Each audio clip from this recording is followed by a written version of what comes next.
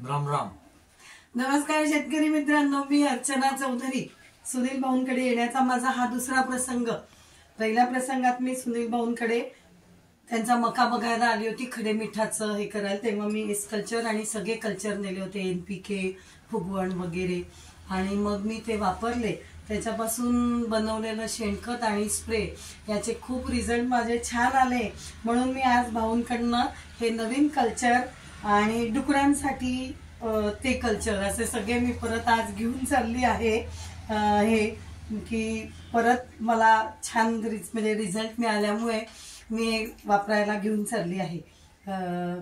खतामध्येही खूप माझं सुंदर हे झालं. लसूणही लावला त्यालाही, कारण माझी कोरडीची जमीन आहे. तर मी खतामार्फत सगळं फुगवण म्हणा, NPK हे मी सगळे कल्चर एकत्र करून अगदी मायकोरायझा, ट्रायकोडर्मा वगैरे सगळेच घेतले होते मी भाऊंकडनं. ते मी सगळे वापरले. आता मी हे ऑल इन वन कल्चर पण घेऊन चालली आहे वापरायला. मला आता उत्सुकता लागली आहे की मी हे वापरून अजून म्हणजे मला विश्वास आहे की अजून मी छान जास्त छान करू शकेल शेती. असं आहे माझं. बघू आता नियोजन कसं होतं ते.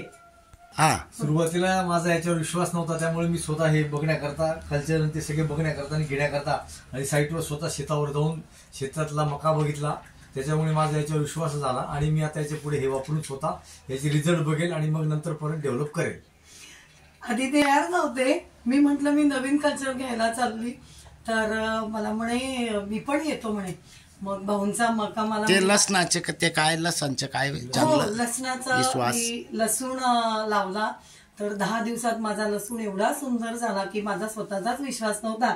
आणि काल जेव्हा त्यांनी बघितला आल्यावर, तर मला म्हणे आपल्याला जायचं होतं ना सुनील भाऊंकडे.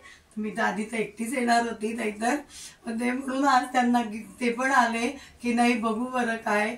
आणि मग भाऊंचा मका बघून तर ते तर बघतच बसले की बापरे, आता 1.5 माणूस वर गेला मका. एवढा सुंदर मका बघून आता त्यांनाही वाटलं की नाही आता आपली बायको चांगलं करू शकेल. आता त्यांचाही विश्वास बसला आता की नाही हिलाही येईल.